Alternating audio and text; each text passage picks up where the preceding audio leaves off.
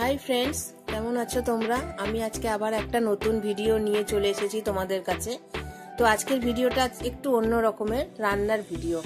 তো আজকে মটর দিয়ে ঘুগনি দিয়ে মটর আর মাংস দিয়ে একটা ঘুগনি বানানো হচ্ছে। এইটা অনেক দিন ধরেই বানাবো করছি, কিন্তু বানানো আর হচ্ছে না। তো আজকে ভেবেছি যে সময় পেয়েছি, তো এটা একটা করে দেখাই তোমাদের রান্নাটা। তো দেখো, প্রথমে আমি কড়াই চাপিয়ে দিয়েছি ইন্ডাকশনে। তারপর তেল দিয়েছি। তেল দেওয়ার পর পেঁয়াজ কুচি করে রাখা হয়েছিল আগেই, পেঁয়াজ কুচিগুলো দিয়ে দিলাম।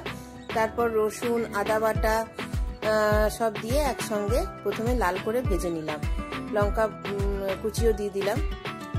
এরপর যখন এইটা একটু ভাজা ভাজা হয়ে যাবে, তারপর তার মধ্যে গুঁড়ো মশলাগুলো দিচ্ছি, যেমন ধনে জিরে ধনে জিরে জিরে গুঁড়ো আর আদা বাটা তো আগেই দিয়েছি। এটা টমেটো পেস্ট করে রেখেছিলাম, টমেটো পেস্ট করে রেখে ওইটা আবার ওর মধ্যে দিয়ে দিলাম। তারপর ওটাকে একসঙ্গে ভালো করে কষিয়ে নিতে হবে, একটু জল দিয়ে, যতক্ষণ না তেল ছাড়ছে।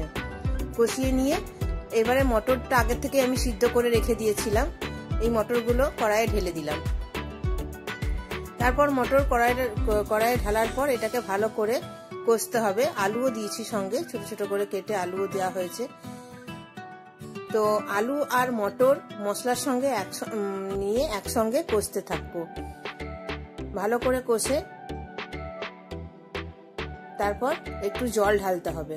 তো জল ঢেলে সামান্য জল ঢালতে হবে, কারণ মটর আর আলু আগের থেকে আমি সিদ্ধ করে রেখেছিলাম। আর হ্যাঁ, তোমাদের একটা কথা বলতে ভুলে গেছি, মাংস যেটা আছে সেটা আমি আগের থেকেই প্রেসারে দুটো সিটি দিয়ে রেখেছিলাম, যাতে ভালো করে মাংসটা সিদ্ধ হয়ে থাকে।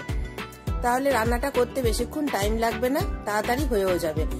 তো তোমরা দেখো, মটরটা আমার ঘুগনিটা হয়ে এসছে, হয়ে গেল। এবারে আমি লাস্টে ধনেপাতা কুচো ছড়িয়ে দিলাম। তো ধনেপাতা এখন বাজারে পাওয়া যাচ্ছে না সেরকম টেস্টও নাই, তাও একটু ফ্লেভারটা আনার জন্য তো ধনেপাতাটা দিয়ে দিলাম। মটরে ধনেপাতা মাস্ট, ঘুগনি করতে ধনেপাতা মাস্ট লাগে। তো দেখো বন্ধুরা, এই আমার হয়ে গেছে মটন ঘুগনি। তো তোমরা দেখে বলো কেমন হয়েছে।